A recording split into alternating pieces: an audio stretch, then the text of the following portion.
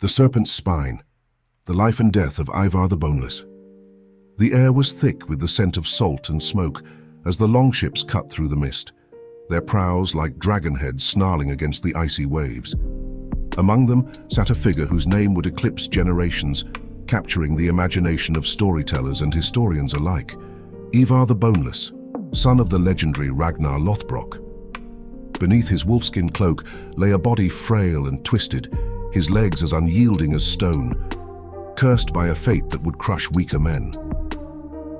Still, the northern winds seemed to whisper his destiny into the crests of the icy waves. For what Ivar lacked in physical prowess, he made up for with a mind as sharp and unforgiving as a Norse winter. But Ivar's story was no mere tale of gods and curses. It was a saga about conquering limitations, tearing through the fabric of history, and leaving behind a legacy as unbreakable as the legends told in his name. Ivar's birth came cloaked in prophecy. Aslaug, his mother, a woman descended from seers, dreamed of calamity should she and Ragnar conceive a son during a night of her forewarning. Yet Ragnar, valiant and unrelenting, brushed aside such omens, chasing passion unbridled by caution. When Ivar was born, his bones were absent, soft as river reeds. The midwives recoiled, whispering that the child should be left to the mercy of frost and wolves. But Aslaug saw something more, a fire flickering in the fragility. "This boy will reshape the world," she declared, cradling him against a storm of judgment. "He will not conquer with his hands or feet, but with the storms raging in his mind." From the earliest days, Ivar showed an intellect that defied his broken body. His brothers, Bjorn Ironside, Hvitserk, Sigurd Snake in the Eye, and Ubbe, excelled at feats of strength, yet Ivar bested them in the games of wit and strategy. One wintry evening, as Ragnar observed his son's games, he questioned Ivar's contribution to their legacy. Without hesitation, the boy devised a game of foxes and hares, mapping moves so intricate and layered that Ragnar himself admitted, "The boy's mind is a sword that even Odin would envy." The legend of Ivar the Boneless truly begins with an oath forged in venom and grief. When Ragnar Lothbrok met his death in a pit of vipers at the hands of King Aella of Northumbria, the world seemed to howl with fury. It was Ivar who stoked the embers of that rage into full-blown flame. While his brothers howled for retribution, it was Ivar who chose patience, the cunning of a serpent coiled and waiting. He rallied the forces of the Norse under the banner of vengeance, leading the Great Heathen Army, an unparalleled force both in scale and purpose. His strategies defied conventions. "War is not measured by spilled blood," he lectured his brothers. "Victory lies where your enemy's mind collapses before your sword ever strikes." When the army marched into Northumbria, Aella was certain of his triumph. Ivar played him like a harp, retreating when Aella felt bold, advancing when terror overtook the battlefield. The eventual capture of the hapless king led to a grim spectacle, a statement of Norse dominance. The Blood Eagle, a harrowing ritual of slow death, unfolded under Ivar's gaze, each rib split like wings unfurled from Aella's back. As the northern lights danced over the grisly scene, Ivar murmured, "Let this be a feast for ravens and a warning for kings." With Aella's fall, Ivar's march of vengeance came to an end, but his ambition only grew. Unlike his brothers who sought glory in distant battles and bountiful raids, Ivar desired dominion, a kingdom of not just warriors but order. He claimed York as his seat of power, ruling with an iron hand and a silver tongue. The kingdom became an intricate puzzle under Ivar's care, with Anglo-Saxon lords bowing to his whims in awe and trepidation.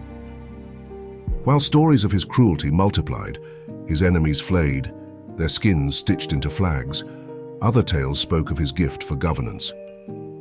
Through diplomacy as sharp as his tactics in war, Ivar stabilized York.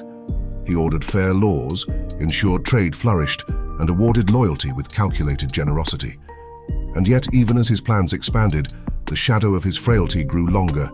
His legs, that unyielding curse from birth, weakened further with time. Among those who served and resisted him, whispers persisted. Was Ivar a monster or a savior? Perhaps he was both, an embodiment of the Norse belief that within chaos lies the chance for creation. As years weighed heavy, the tapestry of Ivar's life began fraying.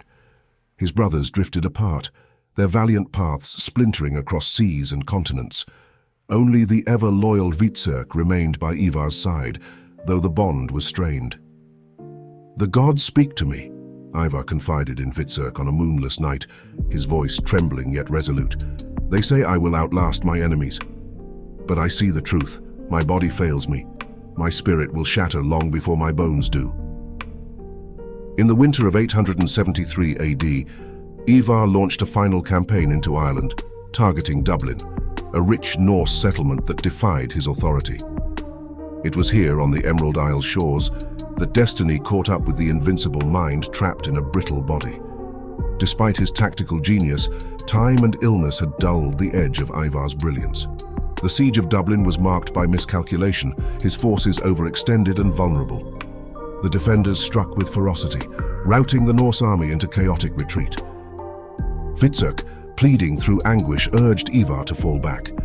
But Ivar, pale and gaunt, surged forward with the resolve of a Viking undeterred by death. "To retreat is to surrender," he rasped. "If they break me, let it be on the field where legends are forged." What followed is wrapped in myth. Some accounts claim Ivar died on the battlefield, his mangled body crushed under iron blades and the weight of destiny crashing down. Others recount a darker tale, that as his soldiers fled, he demanded they bury him alive, believing the earth, mother to all warriors, would cradle his legacy.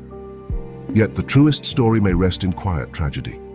As the embers of battle dimmed, Ivar's spirit gave way to his failing body's demands. In the solitude of his tent, surrounded by the ashes of his ambitions, Ivar etched a familiar serpent into the wood of his chair. Perhaps it was a homage to Ragnar, the father who had doubted then revered him. Perhaps it was a symbol of his own cunning, a creature that binds history and chaos in equal measure. When the earth finally claimed Ivar the Boneless, it gained a figure as monumental as the mountains and as elusive as the mist rolling through fjords. His burial remains an enigma. Ancient accounts whisper of a tomb marked by luminescent stones, his bones said to have hardened to unbreakable iron. Whether feared as a spirit haunting the lands or revered as a leader who commanded impossible respect, Ivar's story shaped the Norse imagination, and ours.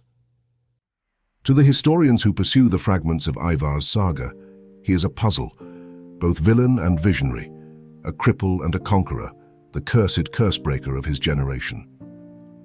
To the poets and dreamers, he is an eternal figure whose fire defied the winds of fate. Ivar the Boneless was no ordinary man. He was a storm raging within a fragile frame, breaking the world and rebuilding it in his image. His life is a testament that greatness is not bound by the body, but flares from the mind and soul. It is, above all, a reminder to those who face their own storms. Even the most fragile among us can cast shadows that reach across the ages, defying the gods and the grave alike. Thank you so much for watching. I appreciate you taking the time to explore this story with me.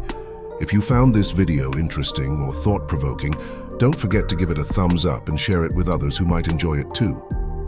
And if you're new here, hit that subscribe button and turn on notifications so you won't miss out on any future videos where we dive into intriguing mysteries, untold histories, and the wonders of the unknown.